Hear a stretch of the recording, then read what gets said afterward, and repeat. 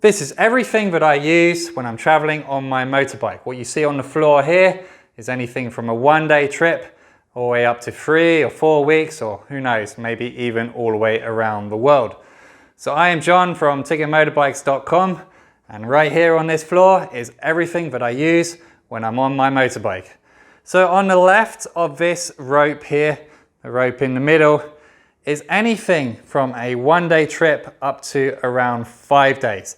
In warm conditions, of course. So on the left, I will either be wearing everything with the rest being in the bag there, but basically it's a backpack setup, 1 to 5 days right there. On the right of this rope is when we start going 6 days or more, or the conditions are going to be cold or incredibly rainy. For this, we need to upgrade to some saddlebags, which can be seen there. So basically, this is for the bigger journeys. Now what you'll notice here is that really the difference between the left and the right is not so much. They're more or less the same thing. And this can go for a long, long time on a motorbike. So it's a very, very minimal setup that will keep your motorbike light and also keep your organization consistent and easy to manage. So let's get going. I'll explain what I have here. Right on the left, we have some Sidi Crossfire motocross boots. These are about $450. I've had these for 2 years and they are still in perfect condition. Motocross boots are basically the safest option when it comes to footwear. They have hard toe caps, they're not very flexible, but in my eyes, these are very, very comfortable, and I've used adventure boots and motocross boots, and I'll definitely stick with the Sidis from here on out. I then have motocross trousers and a motocross t-shirt. Motocross gear, even for long journeys, because it's very, very breathable and lightweight. They also dry out easily, so if you do get wet, dry out. So basically nice and flexible. The helmet is a Fly motocross carbon helmet of some sort. I don't know the modern name, but it's very, very light, important for long journeys. Motocross goggles, very cheap ones. These are only $30. And basically every 3 months I replace the lenses when they get all scratched up. Lenses are only $10, so these are great. Helmet, I think I forgot to mention, is around $300, $350 around there. Boots, $450. Motocross trousers and t-shirt, maybe $100 for a set, roughly. Okay, the safety gear. We have the Forcefield Pro Tube set up both on the knees and the elbows. So 4 tubes, 2 knees, 2 elbows. These are amazing. So if I go into sort of jackets or even Under Armour, I overheat and basically die. So I've had to make the conscious decision to go very minimal on the safety gear. I always crash on my knees and elbows, and these have held up so well. These are $100 for 2. So what you see here is $200 of safety gear. Love them. So I'm always the guy who is not overheating on the journey. In fact, I'm unfit, so I overheat anyway, but whatever. So the gloves are a bit complicated. My main gloves that I love are the 5 gloves. I think they're adventure riding style gloves, but these are over $100 and they're breathable and all the rest of it, but have a lot of padding. So I can wear these and ride hard, ride long, and my hands mostly survive. Love it. If I go down to cheaper gloves, my hands start to get ripped apart along here. If I'm having a day where I need to do a lot of using of the phone to navigate, I'll drop down to fingerless gloves. These are $6.50. They're amazing. They actually last a long time, but I will find my hands start to get shredded. ADV, sort of adventure holidays, I use these very lightweight 5 gloves. If I'm popping wheelies and stuff, I'll use these Fly gloves. So $100, $6.50. These are about $50, $25. If I had to say you want one set of gloves, I would go with the $100 ones. They've been worth it. Motocross socks, but basically any long socks will do. You need them for the boots. One set of socks. Well, actually what you see here is one set of everything. So if it's a one-day trip all the way up to 3-4 weeks, I will wear the same clothes every single day. And I'll find a river and go swimming, or I'll wash stuff in a sink. But just one set. That's all you need. Then for the evenings, t-shirt, shorts, boxers, and some socks. So I'll wear them every single evening. Now these then go into this bag, the Kriega Trail 9. Now this was a game changer. Before this bag, this setup would have needed side bags. But this bag allowed me to travel with 3.75 litres of water, plus stuff for the evenings, and even some food I can fit in there. So the way this works is, you got a waterproof pocket there for the clothes and stuff. Inside here is where this bladder goes, in there. And then if you're doing extreme holidays, you can even put like bread omelets or more water on the outside, or if stuff falls off your bike, you can put it on the outside. Absolutely love this bag, incredible. Serious sales pitch.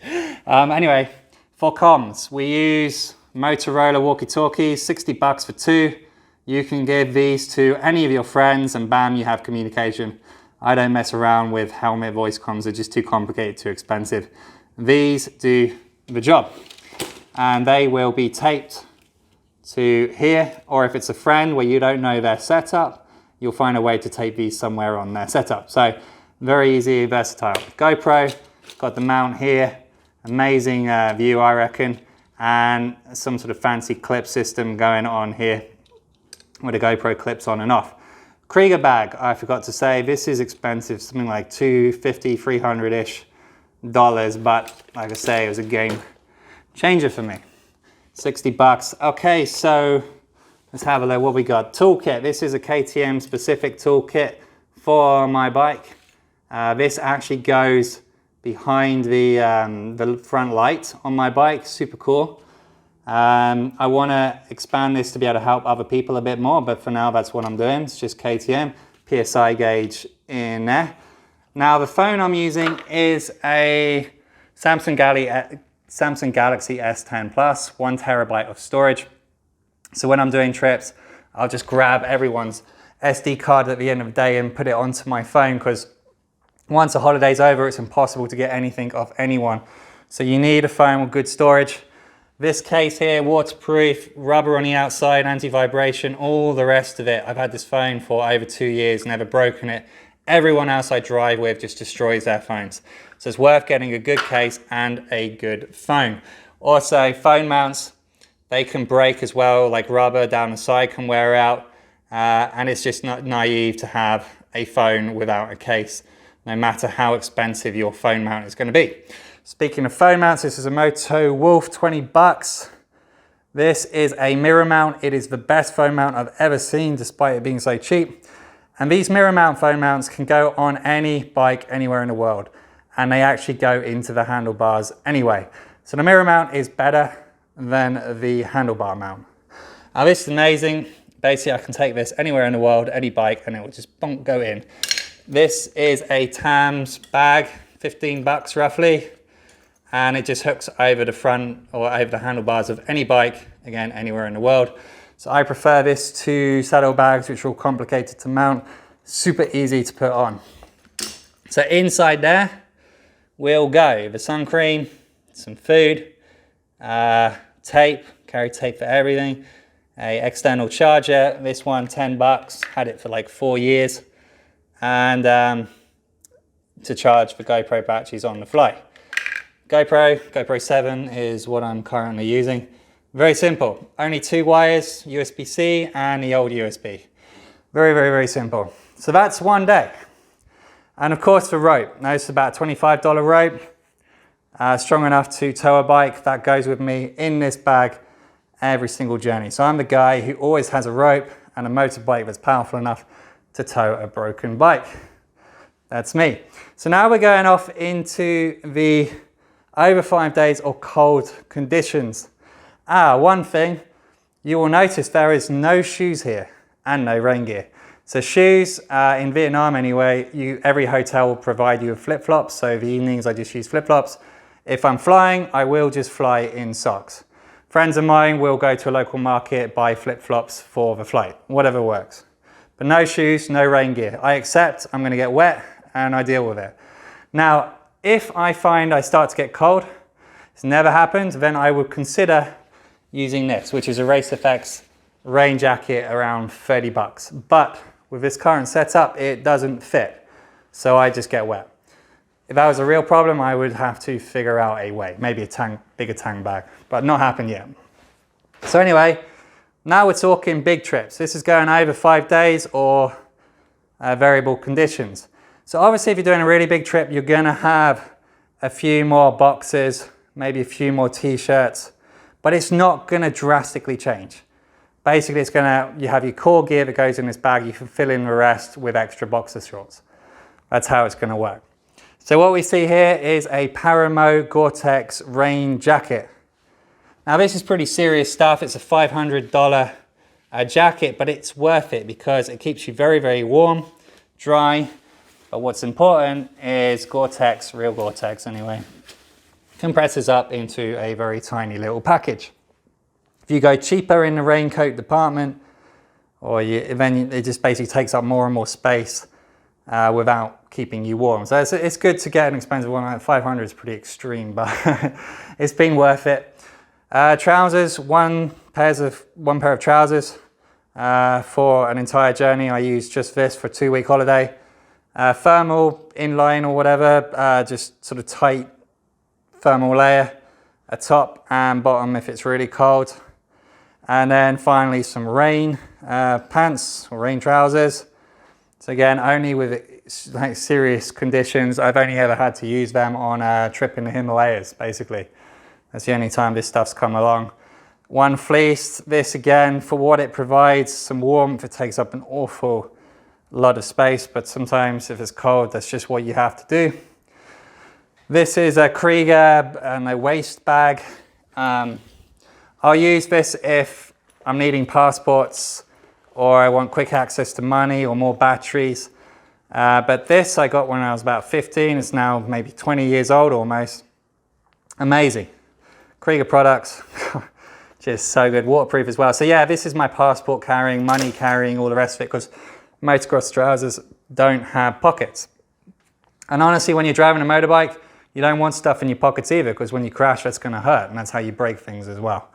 So if I didn't have this, then the wallet and so on would be going in the bag. You got to take the bag off to get the wallet, that sort of stuff. So this just makes life a bit more convenient. So the saddlebags are Kriega OS adventure bags. These are 12 liters, so 2 times 12, which is 24. This will do nearly any journey. You don't really need to do more than that. If I was going on a camping trip, these would change to 18 liters, so 2 times 18. So I have a set of 12s and a set of 18s, depending on if it's a camping trip or not. So yeah, everything in this room will see you through from a 1 to a 5-day trip and then going over 5 days. Very, very simple, not much going on here. The biggest mistake people make when they're traveling on a motorbike is having too much stuff. Motorbikes are not designed to be piled up to the absolute maximum. So try and get your gear down, get it simple, get it easy. Use the showers in hotels, travel light, travel basic. We're on a motorbike here, we're not in a car. If you can't get your stuff down, go rent a car. That's basically the way you need to look at it. And get good gear, because good gear actually works and it's lighter than cheap gear, and cheap gear breaks. So yeah, I love this stuff. This is a setup over years of trial and error and running a shop and seeing different products, different people using different products, and this is what I've come up with. Hope you've enjoyed this video.